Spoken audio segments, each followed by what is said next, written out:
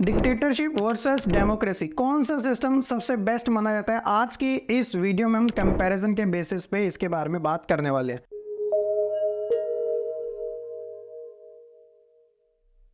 आप में से ऐसे मेजॉरिटी ऑफ पीपल जरूर इस बात से एग्री करते होंगे कि मोस्ट ऑफ द कंट्रीज के अंदर डेमोक्रेसी सिस्टम को ज्यादा फॉलो किया जाता है, जो काफी हद तक सही भी है।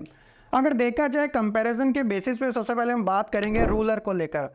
ये देखा जाता है जो कंट्री डिक्टेटरशिप जैसे रूल को फॉलो करती है वहां पे ज्यादातर हमें सिंगल रूलर ही देखने को मिलता है, यानी कि जो पावर होती है वो किसी एक पर्सन के हाथ में होती है या फिर किसी एक पार्टी के, यानी कि वहां पे कोई ऑपोजिशन जैसी कोई चीज नहीं देखने को मिलती। लेकिन जब बात डेमोक्रेसी की आती है तो ऑब्वियसली यहाँ पे जो रूलर होते हैं वो मेजॉरिटी बेसिस पे होते हैं। इसका बेस्ट एग्जांपल आप इंडिया के पॉइंट ऑफ व्यू से समझ सकते हैं। जैसे कि इंडिया के अंदर फेडरल स्ट्रक्चर को फॉलो किया जाता है, तो इस वजह से यहाँ पे जो पावर है वो सेंट्रलाइज ना करके डिसेंट्रलाइज की गई है, यानी कि नेशनल लेवल पे प्राइम मिनिस्टर की पावर ज़्यादा हो जाती है और स्टेट लेवल पे चीफ मिनिस्टर की पावर ज़्यादा हो जाती है। उसी तरह अगर हम बात करें सिलेक्शन बेसिस की, तो देखा जाता है कि उन कंट्री के अंदर जहाँ पे डिक्टेटरशिप जैसा रूल फॉलो किया जा रहा है तो वहाँ पे सिलेक्शन एस्क्राइब्ड होता है। ये एक सोशियोलॉजिकल टर्म्स है, यानी कि बाय बर्थ यहाँ पे पोजीशन मिल जाती है।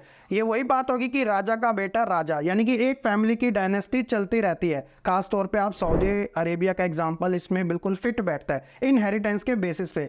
लेकिन क्या होता है कि डेमोक्रेसी में ये जो स्टेटस होती है वो अचीव्ड होती है, यानी कि किसी भी कैंडिडेट को डेमोक्रेसी के अंदर अगर स्टेटस लेनी होती है तो उसे वो अचीव्ड करनी होती है। किस बेसिस पे वो अचीव्ड करता है? वो इलेक्शन बेसिस पे, जहाँ पे जो पीपल होते हैं वो वोट डालते हैं अगर वो उन्हें पसंद करते हैं तो। उसी तरह अगर हम सिस्टम की बात करें तो खास तौर पे यहाँ पे डिक्टेटरशिप जैसी कंट्री के अंदर सिस्टम रॉयल टाइप का होता है, यानी कि आपको ये देखने को मिलेगा कहीं मिलिट्री टाइप का है तो कहीं पे मोनार्की टाइप का है, कहीं पे सिंगल पार्टी टाइप का है, ऐसा हमें देखने को मिलता है। लेकिन जब बात डेमोक्रेसी की आती है तो यहाँ का जो सिस्टम होता है वो इक्वल पावर में ज़्यादातर डिस्ट्रीब्यूट किया जाता है। For example legislative, executive and judiciary. Legislative क्या करती है? जो कि लॉ मेकिंग होती है, यानी कि कानून बनाने का काम करती है। एग्जीक्यूटिव जो कि उस कानून को इंप्लीमेंट करने का काम करती है, और जुडिशरी जो जजमेंट देने का काम करती है। इन सब की जो पावर होती है वो इक्वल तरीके से देखी जाती है। और सबसे इंपॉर्टेंट चीज होती है राइट्स को लेके, क्योंकि जब भी बात लोगों के राइट्स की आती है ना तो ज़्यादातर उनका जो पॉइंट होता है ना वो डेमोक्रेसी की तरफ ज़्यादा शिफ्ट होता है, क्योंकि यहाँ पे लोगों को वेरियस टाइप के जो राइट्स है वो प्रोवाइड करवाए जाते हैं। डिक्टेटरशिप में क्या होता है कि लोगों के पास फ्रीडम ऑफ स्पीच नहीं होती, यानी कि वो अपने लीडर को क्रिटिसाइज नहीं कर सकते, उसके काम को क्रिटिसाइज नहीं कर सकते, प्रोटेस्ट नहीं कर सकते। तो ये सारी कहीं ना कहीं कमी देखने को मिलती है। लेकिन डेमोक्रेसी में क्या होता है कि यहाँ पे जो लोग होते हैं उनको पावर्स दी जाती है, राइट्स दिए जाते हैं। इवन वो अपने लीडर को क्रिटिसाइज करने के साथ साथ उस गवर्नमेंट को या उस पोजीशन पे बैठे लीडर को भी उसके पोजीशन से रिमूव्ड कर सकते हैं। ये सबसे एक ग्रेट पावर मानी जाती है, स्पेशली इन डेमोक्रेसी।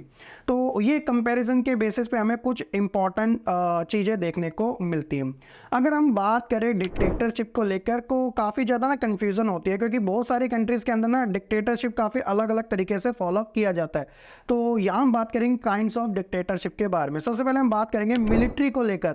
ऐसी बहुत सी कंट्री है जहाँ पे जो डिक्टेटरशिप का रूल है ना वो मिलिट्री के बेसिस पे फॉलो किया जाता है।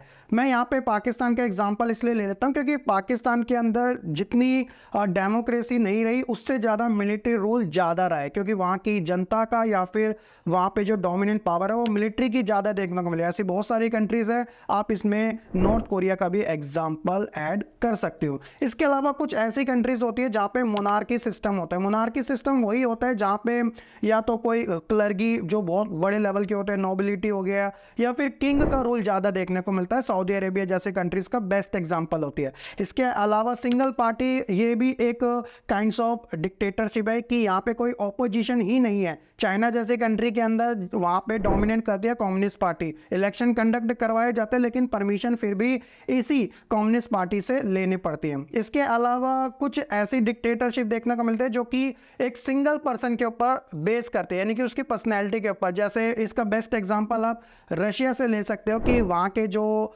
लीडर है पुतिन, वो काफ़ी फेमस है, यानी कि लोग उन्हें काफ़ी ज़्यादा पसंद भी करते हैं, एक मसीहा के तौर पे उन्हें देखते हैं।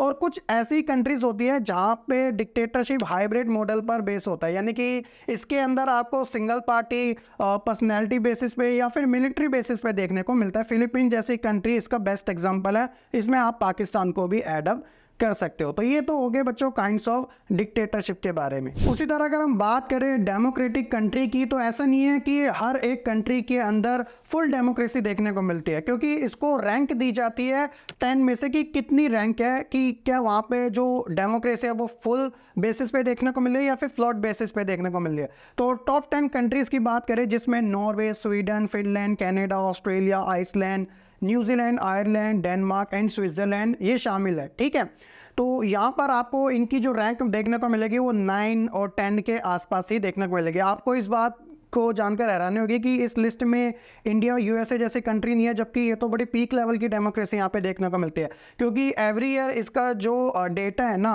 वो इन तरीके से डिसाइडेड होता है। तो अभी इंडिया की जो पोजीशन है, आप कह सकते हो कि इंडिया से आगे अभी ऐसी 40 कंट्री है। अभी इंडिया इतना पीछे है डेमोक्रेसी के अंदर, क्योंकि यहाँ पे जो डेमोक्रेसी है वो फ्लोट टाइप की देखने को मिलती है, यानी कि कहीं ना कहीं उसमें भी करेक्शन करने की ज़रूरत है। और सेम ऐसा ही यूएसए के साथ है, हालांकि इसकी पोजीशन इंडिया से काफ़ी ज़्यादा आगे है। तो ये था कुछ डेमोक्रेसी के बारे में। ऑल्सो कि आपको इस मिनी सीरीज़ में डिक्टेटरशिप वर्सेस डेमोक्रेसी के बारे में काफ़ी अच्छे तरीके से समझ ज़रूर आ चुका होगा। वीडियो पसंद आई हो तो लाइक, कमेंट, शेयर करने के साथ चैनल को सब्सक्राइब करना बिल्कुल ना भूलिएगा।